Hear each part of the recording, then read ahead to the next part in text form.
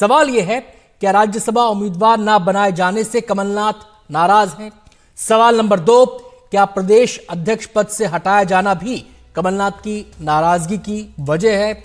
और सबसे बड़ा सवाल यह है, क्या कांग्रेस नेतृत्व अपने नेताओं को एकजुट नहीं रख पा रहा है? इन सवालों के बीच कुछ हाल के दिनों में कांग्रेस को मुश्किलों का सामना भी करना पड़ा है। दरअसल कांग्रेस से जुड़े बैंक खातों को इनकम टैक्स डिपार्टमेंट ने फ्रीज कर दिया था।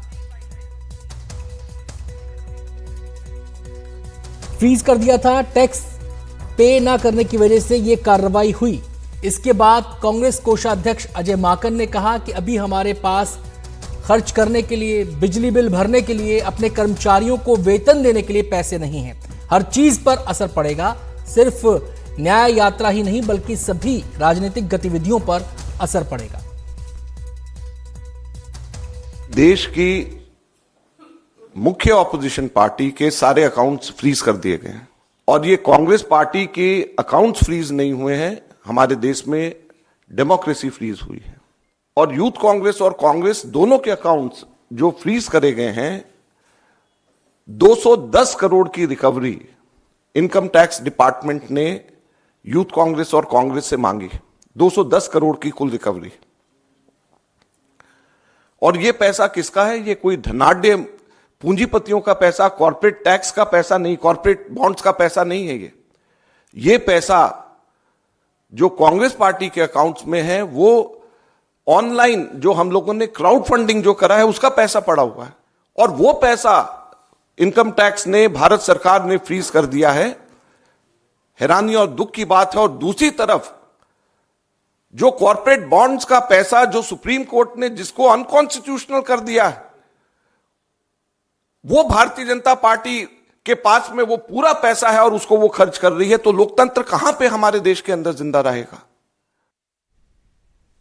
तो इस समय कांग्रेस के सामने परेशानी ही परेशानी है, चिंता ही चिंता है। अपना कुनबा संभालना है, नेताओं को देखना है, कौन कहां जा रहा है ये देखना है। उधर आयकर विभाग से भी लड़ाई लड़ रही है। आयकर विभाग की लड़ाई के बारे में आगे बात करेंगे, लेकिन पहले बात कर लेते हैं उस लड़ाई की जो कमलनाथ को लेकर अटकलें लगाई जा रही हैं उसके बाद शुरू हुई है। लड़ाई इन द सेंस कि आप कमलनाथ को लेकर पार्टी के नेता ये कह रहे हैं कि वो कहीं नहीं जा रहे, जबकि अटकलें लग रही है कि वो कहीं जा सकते हैं। उन्होंने एक और बयान दिया है कमलनाथ ने, आइए सुनवाते हैं आपको।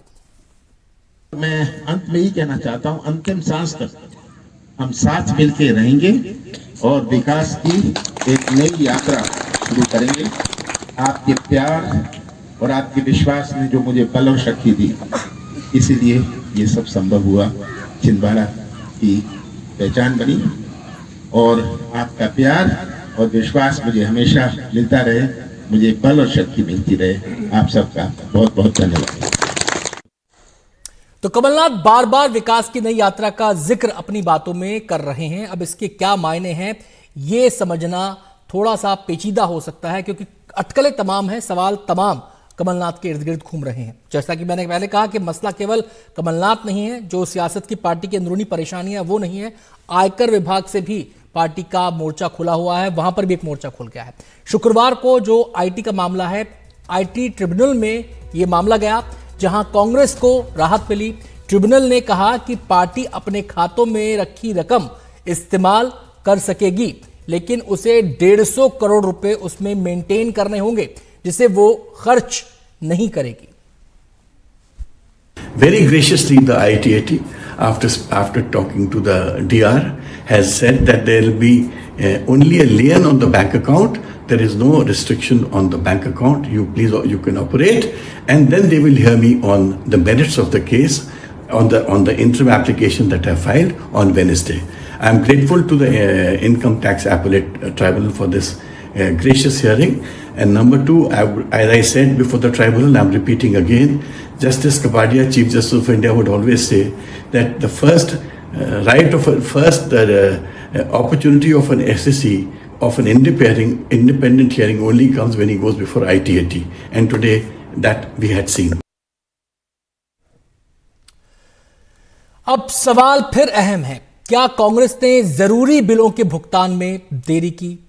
प्रमुख विपक्षी दल और इतनी बड़ी पार्टी से क्या ऐसी चूक की अपेक्षा की जा सकती है? ऐसी पार्टी जिसमें बड़े बड़े दिग्गज वकील मौजूद हैं, बड़े बड़े आईटी एक्सपर्ट मौजूद हैं, ऐसी पार्टी से क्या उम्मीद की जा सकती है? कांग्रेस का दावा है कि उसे टारगेट किया जा रहा है। यह दावा कितना सही है? क्योंकि अजय माकन ने कल कहा था कि डेमोक्रेसी को फ्रीज कर दिया गया है, लेकिन मसला आयकर विभाग से जुड़ा हुआ था, मसला टैक्स फाइलिंग से जुड़ा हुआ था, मसला रिटर्न फाइलिंग से जुड़ा हुआ था। जब चीजें सामने आई तो उसके बाद यह पूरी तस्वीर उभरकर सामने आती है। हम सीधे रुख करेंगे, हमारे संवाददाता प्रशांत हमारे साथ जुड़ गए हैं तमाम पहलुओं पर बातचीत करने के लिए। प्रशांत, एक के बाद एक कांग्रेस की मुश्किलें हैं। अगर हम बात करें इस आईटी वाले मामले की, आयकर वाले मामले की, तो उसको किस नजरिए से देखा जाए?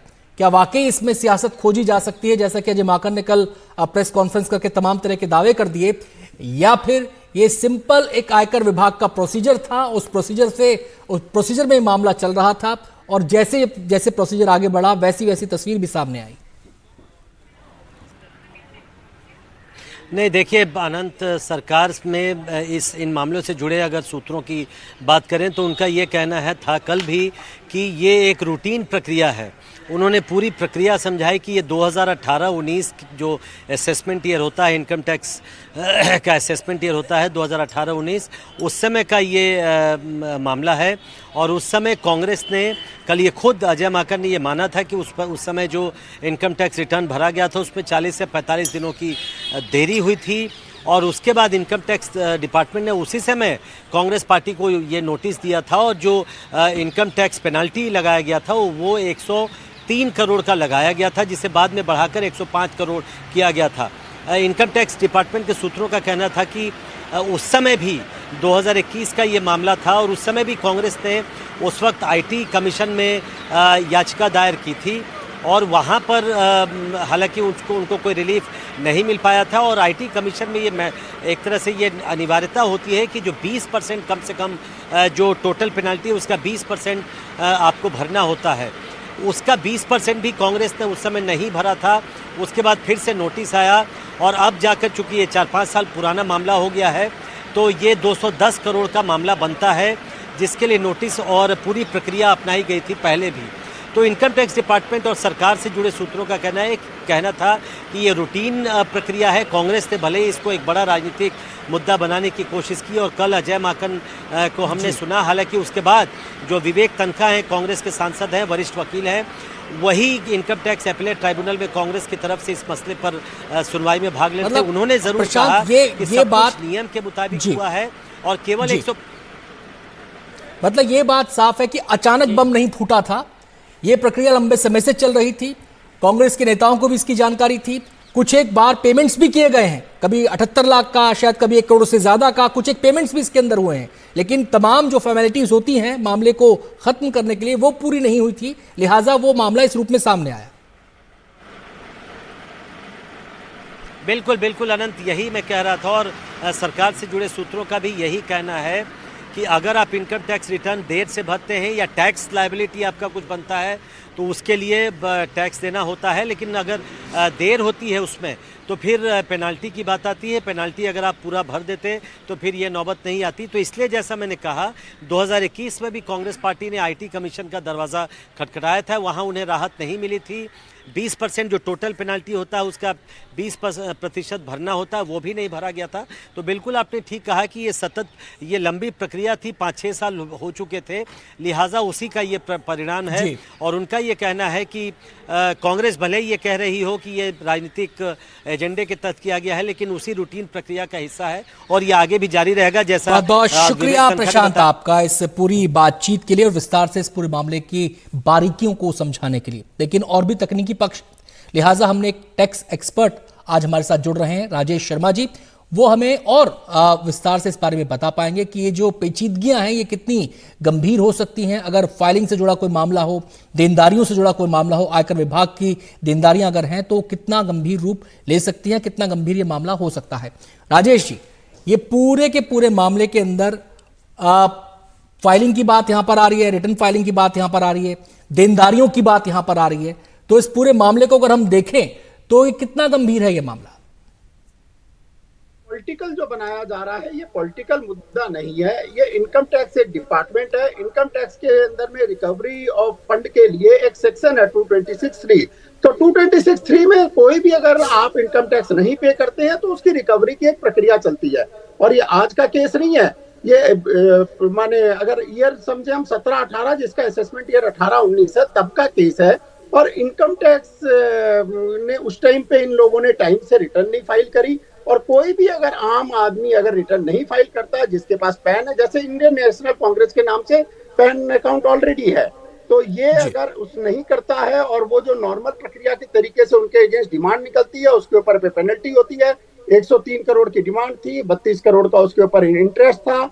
और कांग्रेस ने ये जो अमाउंट है इसके अगेंस्ट अपील करते हैं। कोई भी आम जनता अगर अपील करेगी तो उसका 20% जमा करना पड़ता है, पर इन्होंने 20% भी नहीं जमा कहा।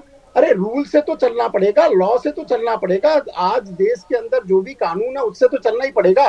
तो 20% नहीं जमा किया, 78 लाख रुपए जमा करके ये कहते हैं हमारे अपील की सुनवाई हो क्योंकि हम कांग्रेस है। ऐसा नहीं होता है। और दूसरी चीज है, अगर ये अमाउंट को नहीं इनको पे करना था, उसके लिए स्टे मांगना चाहिए। इन्होंने कभी स्टे भी नहीं मांगा। जो इन्होंने अपील करी है, अपील में कभी इन्होंने डिस्प्यूट ही नहीं किया इस अमाउंट को। सबसे बड़ी चीज है, अपील में कभी डिस्प्यूट भी नहीं किया इस अमाउंट को।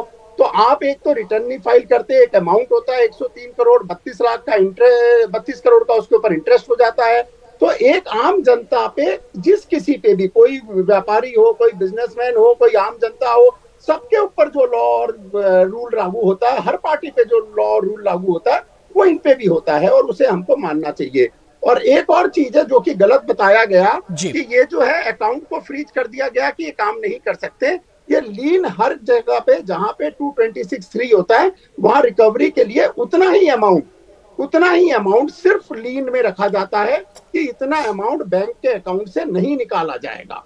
तो ये जो अमाउंट है ये बैंक के राजेश जी, अब दो तीन सवाल लोगों के जहन में और आ रहे हैं। पहला सवाल तो ये आ रहा है कि अगर पेनल्टी लगी है, अगर आयकर विभाग देनदारियां बता रहा है तो आपने टाइम पर उसको भुगतान नहीं किया, पहली चीज। दूसरी चीज, ये जो पेनल्टी का अमाउंट है, ये लोगों को लग रहा है इसको इस तरीके से प्रदर्शित किया जा रहा है कि ऐसे टारगेट किया गया है। पेनल्टी की प्रक्रिया क्या होती है, पेनल्टी तय कैसे होती है? देखिए, ये क्या है, अगर आपकी कोई भी आदमी इनकम टैक्स एक्ट के तहत अगर नॉन फाइलिंग ऑफ रिटर्न है तो वो नॉर्मल प्रक्रिया में कैलकुलेट होती है और उसके ऊपर इंटरेस्ट भी नॉर्मल प्रक्रिया में कैलकुलेट होता है। तो ये इंटरेस्ट है और अमाउंट है जो इनका है। और ये जो अमाउंट और इंटरेस्ट है, इसके अगेंस्ट आदमी के पास में कानूनी बहुत रास्ते हैं। पहला है, इनको स्टे मांगना चाहिए, जो इन्होंने नहीं मांगा। अपील कर सकते हैं, अपील में 20% जमा करें, अपनी अपील की सुनवाई कराएं और अगर अपील में खारिज हो जाता तो खारिज करवाएं। पर आपने 20% जमा नहीं किया, आपने वो 78 लाख रुपए जमा किया। तो एक जो नॉर्मल लॉ है, कोई ऐसी चीज नहीं है। ये जो एक भ्रम फैलाया जा रहा है कि किसी तरीके से ये माने ये टेक्निकली किसी पॉलिटिकल बेस से किया जाता, ये एक नॉर्मल प्रक्रिया है। आप भी अगर इनकम टैक्स की रिकवरी के 226(3) का आपको अगर नोटिस आया हुआ है तो रिकवरी ऑफ फंड के लिए एक्शन होंगे और वो हर जनता के लिए होते हैं। तो वो लॉ कांग्रेस के लिए भी है और बाकी सबके लिए भी है। बहुत बहुत शुक्रिया राजेश जी, इतने आसान तरीके से इस पूरे के पूरे मसले को समझाने के लिए। तो साफ तौर पर राजेश शर्मा जो टैक्स एक्सपर्ट हैं, उनका कहना यह था कि जो भी ये मामला है, ये जो नियमन आयकर विभाग की कार्रवाई होती है, एक जो प्रोसीजर होता है, उसके तहत ये कार्रवाई आगे बढ़ी है और इसी के तहत तमाम दावे और देनदारियां यहां पर आयकर विभाग कर रहा है।